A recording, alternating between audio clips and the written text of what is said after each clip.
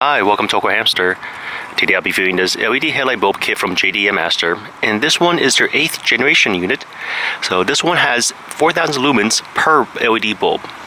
The vehicle here, this is a 1989 Ford Mustang, and it utilizes the 9004 bulb. We got some of the highlights on the back of the box over here. There's power requirements, flux. It is waterproof, IP65 rated. And here's a color temperature, 6500 Kelvin, so that's daylight brightness, and it can last more than 30,000 hours.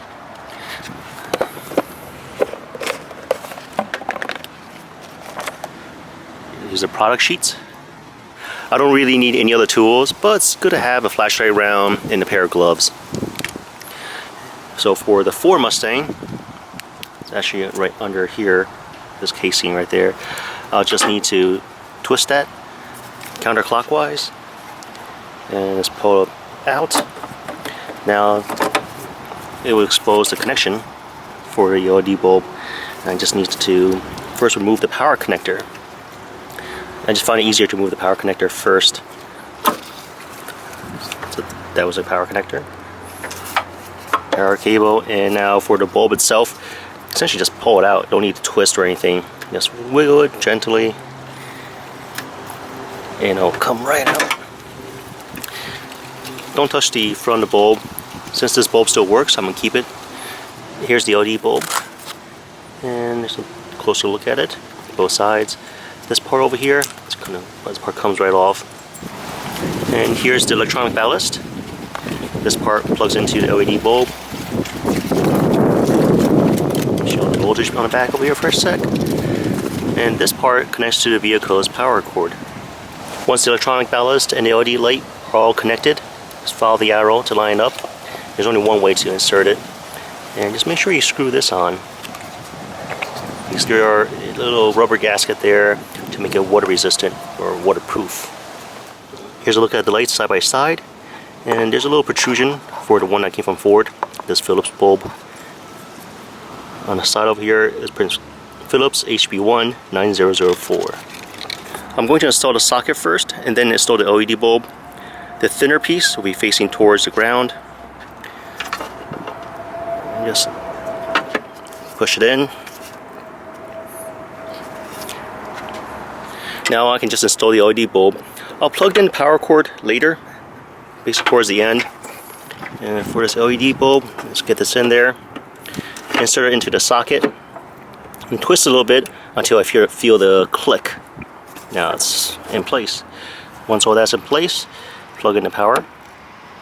Make sure it clicks, nice and secure. Before putting everything away, turn on the headlight and make sure it illuminates. I mentioned I can use the provided L tool to adjust the light beam. But the L tool, it can also be used to adjust the heatsink to better fit my vehicle. Some vehicles have like the weather sealants, dust caps, and I just basically flip this piece around and I just have it better fit my vehicle. I removed the heatsink. I just want to show what it looks like over here. There's that little washer, and here's that little screw. Just make sure you don't lose this. To adjust the beam, just turn the chuck. And if you need help turning the chuck or loosening that little stainless steel bulb, use the Provide L tool. Here I'm demonstrating a beam adjustment. Currently, the focus of the beam is directly in front of the headlight. And I get to see nicely on the right hand side on the grass. What I'm going to do is turn it. See the beam right now? Hopefully my camera captures it. Is a little bit focused towards the left, basically towards the center of the vehicle. And on the right hand side over here is the dimmer. I'm going to turn it counterclockwise. So now this part illuminated better. I'm roughly 35 feet from my vehicle and the camera is about 4 feet up. The headlights are very bright. Currently it's on low beam, so it's about 3,500 lumens per bulb, 7,000 lumens total. And I just moved to the incoming traffic side. The light is not bright enough to bother me. I'm starting moving closer to the vehicle. And I can see, even from right now, I can see it has a very nice spread on the sides too. And as I mentioned before, I adjusted the beam to give me a wider view. For the pros and cons, installation was very simple. I like how I can adjust the heatsink position and also adjust the beam. So now, the way I have it right now, I made a wider beam so I can see more on the left. Fog lights on, fog lights off. So even with the fog light off, it's doing a nice spread on the left and on the right side of the vehicle. It did have a separate ballast piece. The ballast is not built in, but that's not a big deal. I can always just secure it with a zip tie.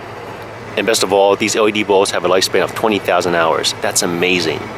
It is priced higher than the other bulbs. Currently it's going for about $120 on Amazon, but you're essentially paying for quality. Overall, I like these bulbs and I would recommend it. Well, thanks for watching this review of the 8th generation JDM ASTAR. If you guys have any questions, comments, suggestions, feel free to contact me.